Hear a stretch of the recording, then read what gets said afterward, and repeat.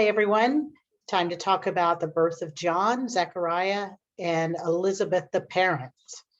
I want you to put me on pause and pull out your Bible and read Luke 1:57 through 80. It takes us through the birth and Zechariah's prophecy. Then come back and I'll share a couple of comments. Okay, welcome back. A few things to note about this. First of all, John's born, which fulfills what the angel had declared, that God had declared through the angel.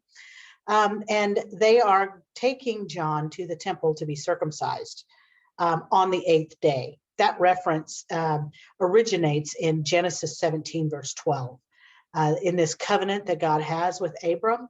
And when he renames him Abraham, all generations of males, including slaves, shall be circumcised at 8 days. And this question of circumcision becomes a debate when the early church is formed. And we'll read about that in Acts 15 at some point here in the future. But here, Luke is writing about a Jewish family and a pretty prominent one in the priesthood. So one of tradition will continue and circumcision is expected. So the priests are going to name him after Zechariah. That's also tradition. But Elizabeth steps in and says, no, his name is John. And that's significant because John is the firstborn son. They would have expected, again, that he would have been named Zechariah. Again, that theme of expected and unexpected keeps showing up. And again, those shoulds keep getting us in trouble. Two things to note here in these two verses, around 60 to 62. First of all, Elizabeth answered, but the priests had to go to Zechariah to consult and make sure that what she was saying was correct. That's very typical of the time. There was lots of patriarchy, but I can't help but think that it points to the place of a woman in that time and context. Not necessarily true today, just something I've observed.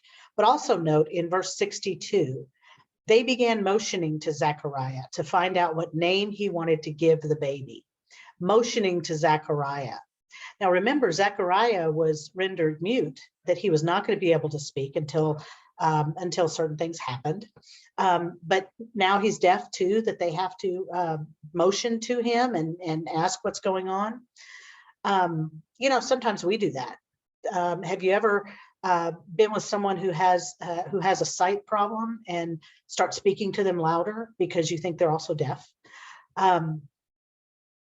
It's just something about how we tend to diminish the gifts and the ministries and the abilities of those who have a disability.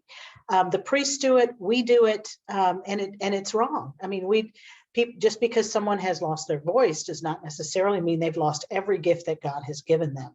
So there's dignity and value in every person. I'm just noting that the priests are expanding the disabilities because of one disability. Our assumptions can get us in a lot of trouble sometimes, can't they?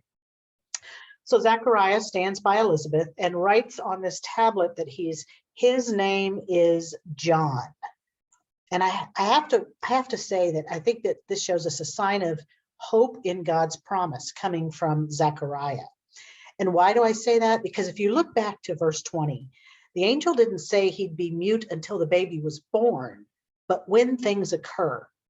And that also says that when he's named John, you will name the baby John. So Zechariah saying, no, his name is John, is a way of him, is a way that he can see the hope that perhaps his voice will come back, or that he recognizes that these are things that are being fulfilled.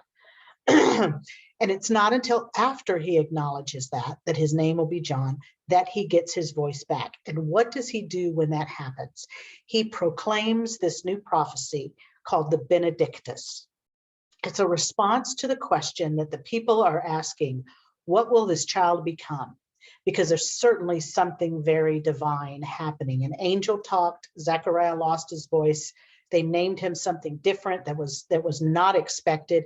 And after doing that, Zechariah's voice comes back. So two more things to notice here.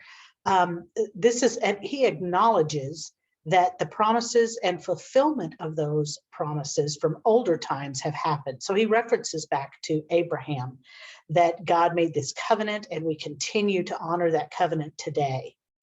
And then the second thing in verse 76, he says, this child, John, will be the prophet of the Most High being Jesus, the Messiah.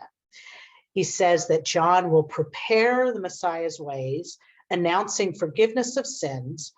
And yes, that's baptism. But it's interesting to me that because of this miracle that is happening with Zechariah now being able to speak and actually saying that John will be the prophet of the Most High Jesus, that people still confuse John with the Messiah himself, with Jesus. There's still this confusion that we'll see coming in the future in the next couple of chapters of John.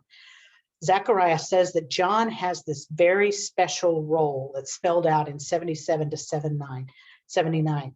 He forgives sins, he baptizes, he gives light to those in the darkness. So he proclaims God's goodness and points to the light and guides towards peace.